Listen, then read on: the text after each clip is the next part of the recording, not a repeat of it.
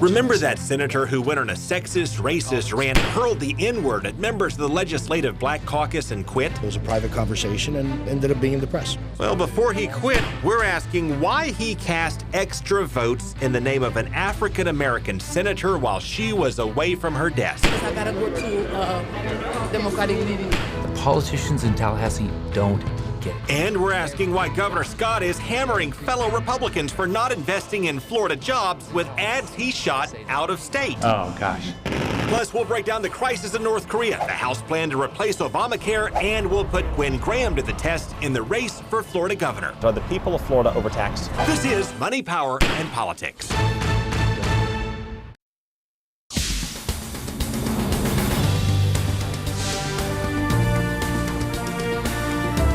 And we'll start with a plan to replace Obamacare. House Republicans celebrated with President Trump because they say their plan will lower costs.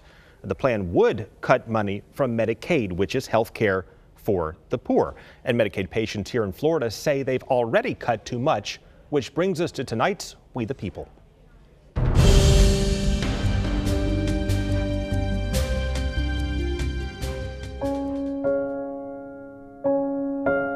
Leilani, this little girl means everything to me. I love her with all my heart. One little girl can make up for a whole life of tough breaks and hard knocks. I love you. Cleveland Johnson never had much, but he got more than he ever wanted as a daddy. And now every day is something special. It was the first time she said Dad. I think that's my favorite one. But he knows these days may be running out. And it's hard to think. It's hard to think about it. The fact that you might die and leave a child behind at a young age. He saved up and took Leilani to a resort hotel. Then sudden shooting pain took him to the ER, where he found out that he had pancreatic cancer on Christmas Day. And since the day I've had her, I've worked hard and I've done everything I could do to give her the best possible life I could give her. And now it's like everything's been turned upside down.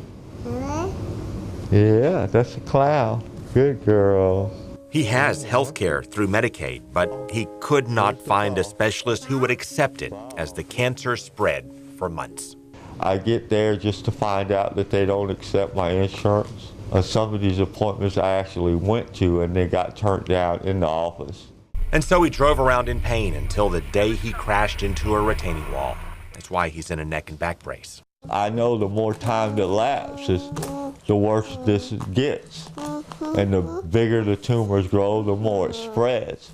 So you went through 7 pages of doctors. Yes, sir. Who accept Medicaid. Yeah. Except they didn't accept Medicaid. Right, exactly. They told me that the pages weren't updated. This all goes back to how Florida manages health care for the poor. The federal government offered billions of dollars to expand Medicaid, and Governor Scott first told us he needed a few weeks to think about it. Whether we can afford to expand Medicaid, but we'll be looking at that over the next few weeks as we look at that opinion. But then later that same day, he decided to reject it. How and why did you change your mind on that? Oh, I didn't change my mind at all. We'll be looking at that over the next few weeks. Yeah, I don't remember saying a few weeks. I don't think that's what I said. So Scott fought the Medicaid expansion until he ran for re-election, at which point he said he changed his mind and really wanted it. I cannot in good conscience deny Floridians that needed access to health care. Until he won and revealed he did not want it after all. I'm not going to stand in the way. That's what I've said. So instead of expanding health care for the poor, Governor Scott reeled it in. Florida moved Medicaid patients into private HMOs, which pay doctors less than what they do in other plans, which means a lot of specialists simply don't accept the plans. So now it's like, I feel so helpless. Which means folks like Cleveland Johnson get left behind. The one thing that ever really meant anything to me is my child. And now I feel like I'm not going to be able to see her grow up. Yum Yum? You like Yum Yum? Yeah. Now, he says he'll fight as long and hard as he can to make his little girl proud. I want her to know that her father loved her. Banana? With all his heart. And I hope that she remembers how much I loved her. He gets why politicians would want to change his health care to save money, but he wonders if they get who and what those changes really cost. It's heartbreaking because I'm like, I know I'm not the only person going through that. That if I'm going through it, there's probably thousands of other people out there that go through the same thing. And it's not right.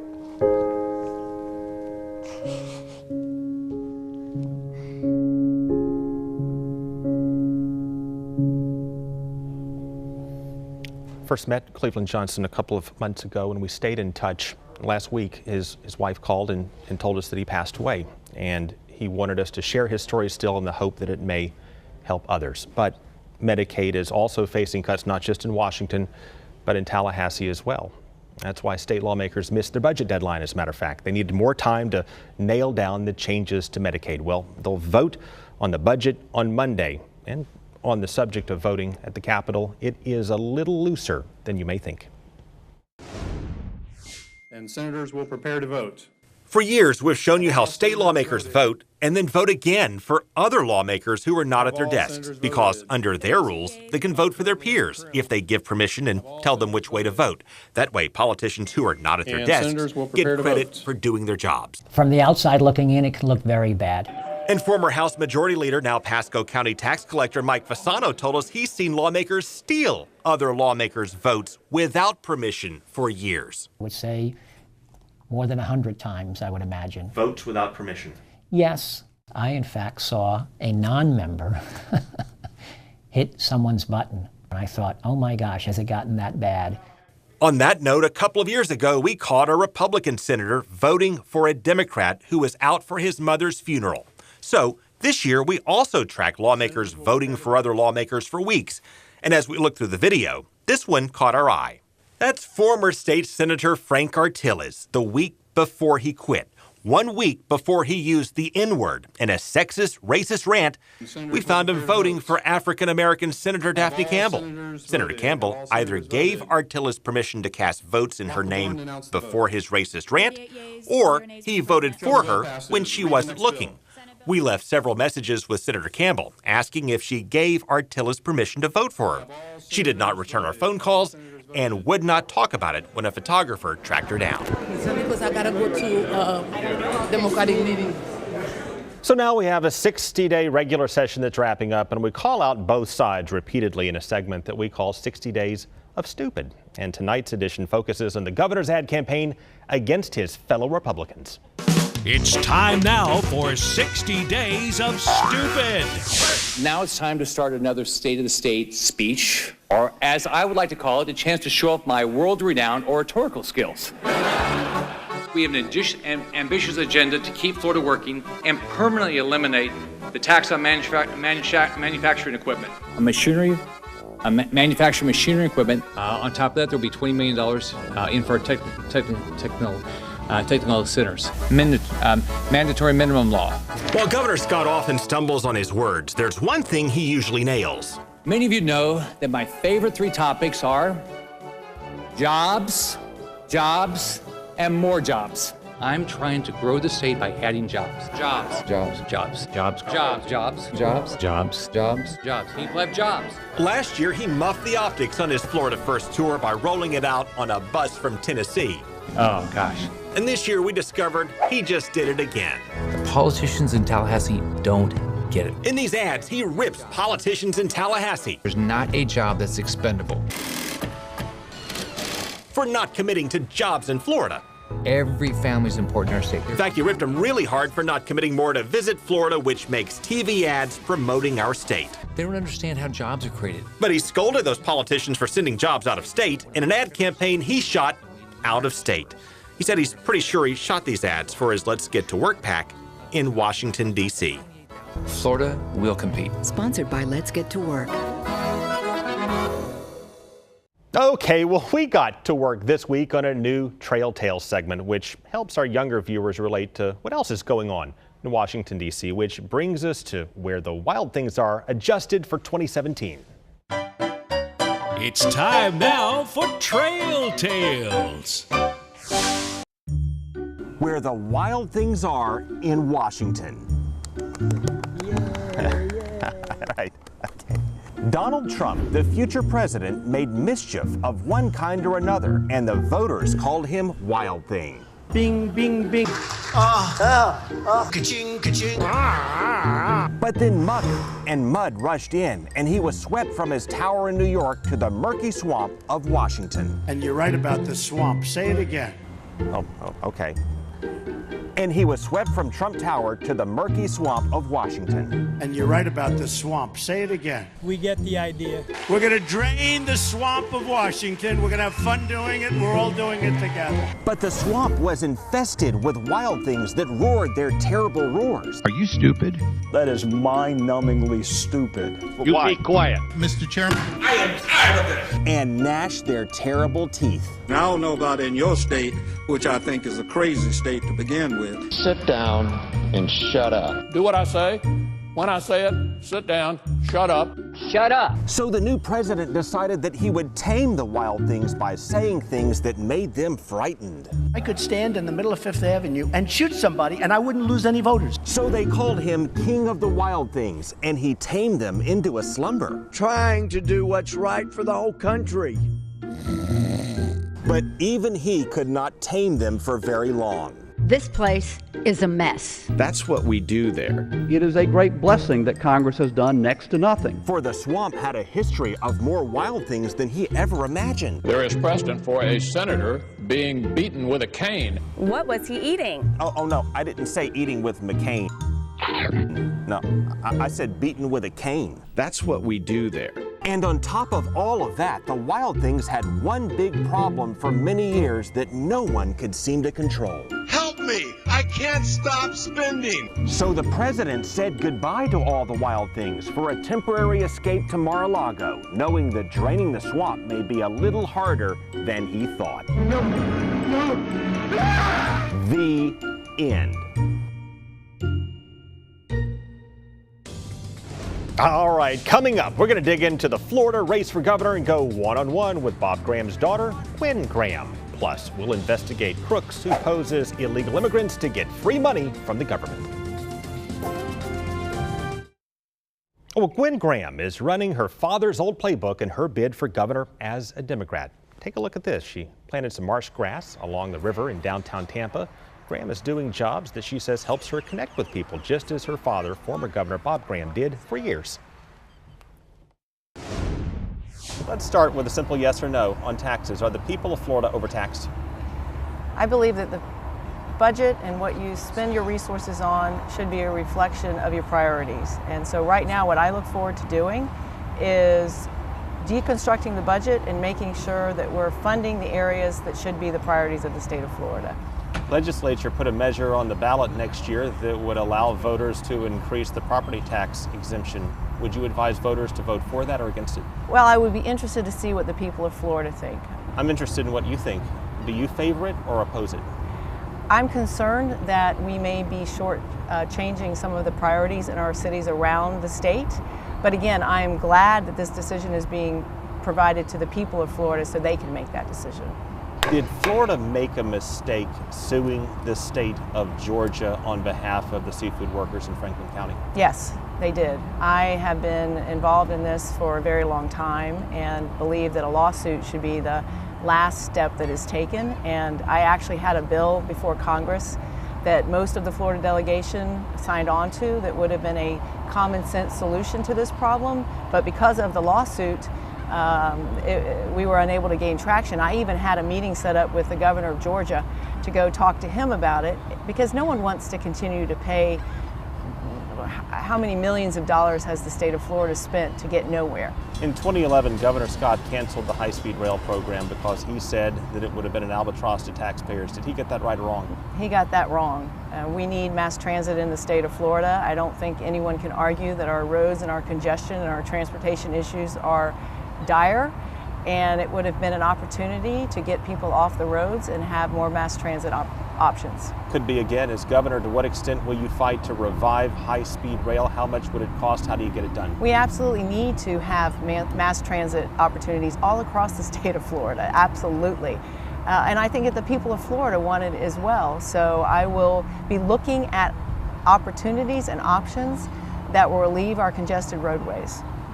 Governor Scott dismantled growth management in the state of Florida. Would you bring it back?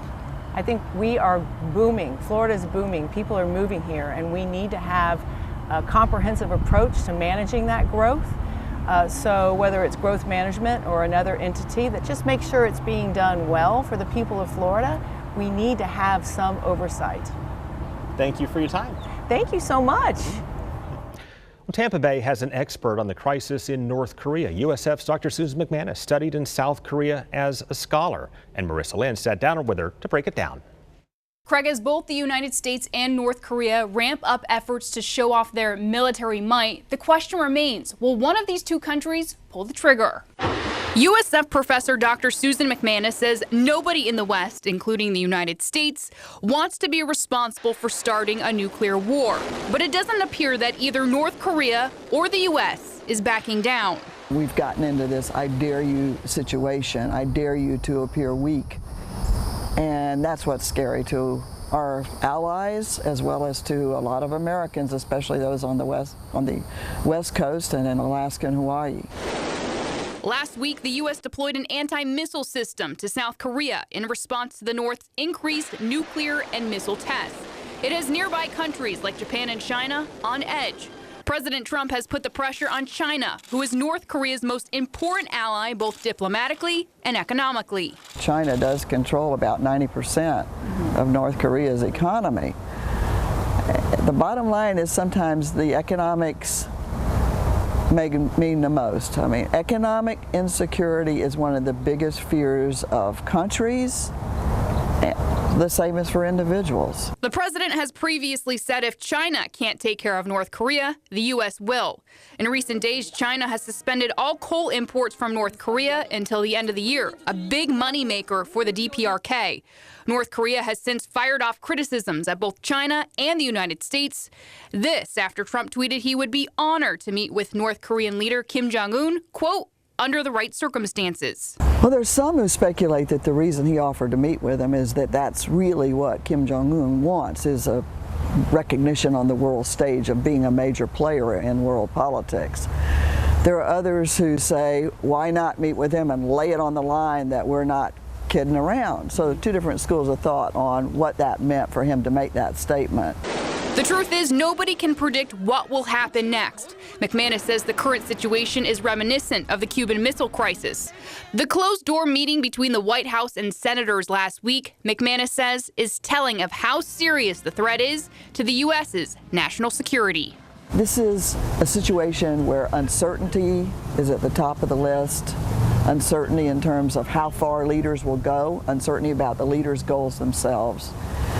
But uncertainty mixed with terrific fear that the world as we know it, with one push of the button, could change in a flash. Secretary of State Rex Tillerson says the U.S. is preparing additional sanctions against North Korea if the country's actions warrant them. Craig? Thank you, Merissa. Coming up, see how scam artists are getting checks from our government by claiming to be illegal immigrants. Attorney General Jeff Sessions said we could help pay for a wall on our southern border by cutting out tax credits for illegal immigrants. It's a program that we've investigated here for years that has been susceptible to abuse. Every day, illegal immigrants cross our border, and public records show our own government is giving them an incentive to do it. They can and do get billions of dollars from the U.S. Treasury because we give legal tax refunds to illegal immigrants. When I tell people this, they think I'm pulling their leg. I think I'm pulling their leg. Bill Nemeth is a tax expert who files legal tax returns for illegal immigrants. They don't have social security numbers, green cards, or visas, but they can apply for and receive individual taxpayer ID numbers, then claim child tax credits for up to $1,000 per child. It sounds crazy to me when I tell people, yes, it's bizarre. According to this Treasury audit, those refunds cost us $4.2 billion just in 2010. That comes out to around $10 million a day. This program helps keep young children out of poverty. Well, that's the argument. If you cut off child tax credits for undocumented workers, it will hurt their kids. But there's something else we have not told you that Congress may have missed in that debate. A lot of those applicants may be listing kids they don't really have to get the credits, and many may not really be illegal immigrants, but rather crooks posing as illegal immigrants to get money from the government. This was an organized criminal effort. This was not just a bunch of people individually on their own all of a sudden figuring out, this system. And coming up, we're traveling across the state to track some spending you may not believe. So Florida spent millions upon millions of dollars suing Georgia over access to water, and a judicial official told us we sued the wrong people. We're going to continue our investigation of the water war with Georgia next week. Meanwhile, please check out our YouTube channel, Craig Patrick's Money, Power, and Politics, and click subscribe at the top of the page for more of our continuing investigations, extended interviews, and prior shows you may have missed. Folks, that's our show. We'll see you next week.